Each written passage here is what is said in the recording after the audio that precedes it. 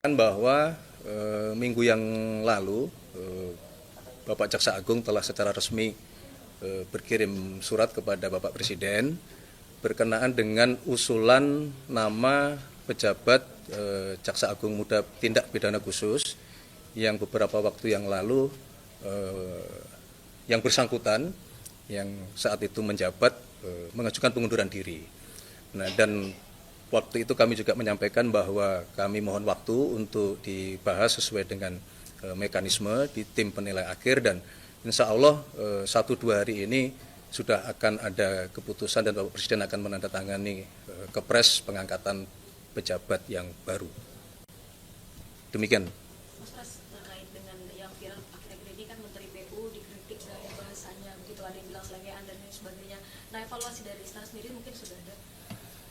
Ya, kalau berkenaan dengan evaluasi kepada seluruh kementerian maupun kepada pejabat menterinya, memang rutin terus menerus kita lakukan evaluasi dalam artian saling berkoordinasi, dalam artian saling memberikan masukan, karena ada beberapa hal yang memang tergantung konteksnya ya. Kalau evaluasi dari sisi kinerja itu ada sendiri, bagaimana cara kita kemudian mengevaluasi.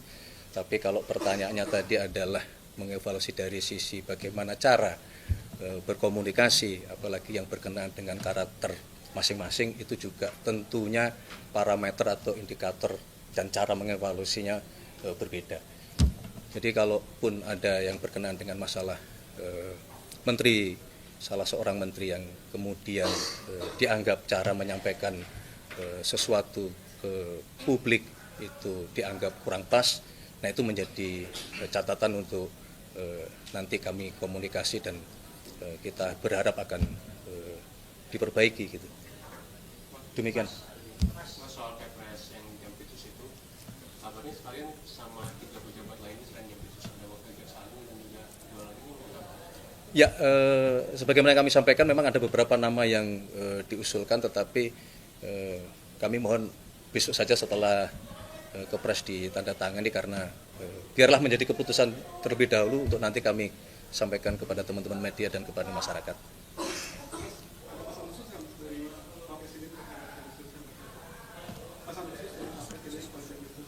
Pesan khusus Bapak Presiden kepada Jampitsus yang baru. Ya belum ada. Tapi nanti pada waktunya pasti akan ada pesan-pesan khusus dari beliau. Kalau pemilihan Jampitsus ini merupakan wewenang dari Pak Presiden langsung. Ini sudah ada komunikasi dan penunjukannya, pertimbangannya seperti apa melihat untuk memulihkan kepercayaan publik gitu? Ya ada dong, tapi kan tidak berkenaan dengan hal tersebut, mungkin mohon maaf tidak bisa semua kami sampaikan ke publik, tapi bahwa proses seorang Bapak Presiden kemudian di dalam mengambil keputusan tentunya kan banyak hal yang menjadi pertimbangan, dan banyak juga beliau meminta masukan-masukan maupun pendapat-pendapat dan tentu penilaian-penilaian dari banyak pihak. Mas, soal bagi bisa diminta untuk mengawasi pajak itu sejauh mana Mas pembahasan Mas? Kemudian sama wacana Presiden mau meresmikan pabrik motor listrik itu kapan Mas rencananya Mas? Kalau mengenai Babinsa saya kira belum ya. Kemarin juga Dirjen Pajak juga sudah memberikan penjelasan. Kalau berkenaan dengan motor listrik nasional ya. Nah, berkenaan dengan motor listrik nasional nanti pada waktunya akan kami sampaikan dalam waktu dekat. Mungkin akan ada semacam launching ya, motor listrik nasional hasil karya anak bangsa yang sekali lagi ini membuktikan bahwa sesungguhnya kalau kita memiliki kehendak, kalau kita memiliki keinginan, ya bangsa Indonesia akan mampu mencapainya. Bahwa mungkin masih ada sedikit kekurangan, ya mari itu bersama-sama kita perbaiki. Tetapi tidak sekedar mengenai kemampuan kita memproduksi mobil atau motor listrik nasional, ini kan bagian juga dari kita mengurangi ketergantungan terhadap konsumsi BBM berbasis fosil. Saya kira itu juga perlu menjadi perhatian kita bahwa sebuah prestasi itu tidak berdiri sendiri, juga tidak sekedar memberi efek atau impact di dunia otomotif, tetapi juga itu membawa pengaruh kepada konsumsi bahan bakar kita yang berbasis fosil. Jadi kita bisa mengurangi ketergantungan ke BBM kita. Mas, Demikian. kan Presiden katanya terus mengevaluasi anggota kabinet, termasuk kemarin juga dalam sidang kabinet yang semester pertama di tahun ini. Nah, reshuffle itu akan mengikuti kapan sih, Mas? Reshuffle lagi, belum ada reshuffle. Langkah reshuffle Belum. kan itu mengikuti Belum. dari Sebagaimana sering kami sampaikan bahwa proses evaluasi atau pengawasan itu tidak selalu kemudian berujung dengan adanya reshuffle ya. Jadi monitoring, pengawasan, evaluasi itu dalam konteks tadi yang sudah kami jelaskan bahwa konteksnya adalah untuk memastikan program-program di setiap kementerian masing-masing dijalankan dengan benar, dijalankan dengan cepat, dijalankan dengan tata kelola yang baik, dijalankan dalam semangat untuk menyelesaikan masalah-masalah yang dihadapi oleh masyarakat. Jadi itu tidak selalu makna dari evaluasi itu adalah selalu berujung terjadinya pergantian atau reshuffle. Oke, terima kasih ya, cukup ya. Terima kasih. Ini katanya kan Menteri UMKM akan mengubah ojol statusnya sebagai UMKM. Tapi sejauh ini itu apakah benar dan sudah sejauh mana progresnya kalau memang perpres itu akan ditekan dan kapan mungkin, Mas? Belum. Jadi apa yang disampaikan oleh Menteri UMKM adalah salah satu wacana yang memang sedang kita bicarakan bersama-sama dalam rangka penyempurnaan dari yang waktu itu sudah pernah kita sampaikan bahwa kita menggagas apa yang disebut dengan perpres untuk mengatur masalah ojol. Tetapi memang kami minta waktu karena dalam perjalanannya ini banyak beberapa yang memang harus kita cari formulanya, kita harus cari titik temunya. Tetapi berkenaan dengan beberapa kebijakan kami mendapatkan feedback dan laporan bahwa contoh berkaitan dengan masalah potongan itu yang turun di 8% itu sudah berlaku dan sudah kami juga menerima laporan bahwa beberapa saudara-saudara kita yang berprofesi ojol juga sudah mendapatkan manfaat dari kebijakan itu. Jadi paralel semua sedang kita kerjakan gitu. Pertimbangan ini diubah ke UMKM itu sebenarnya dasarnya apa, Mas? Pertimbangan ojol ini diubah ke UMKM ini dasarnya apa, Mas?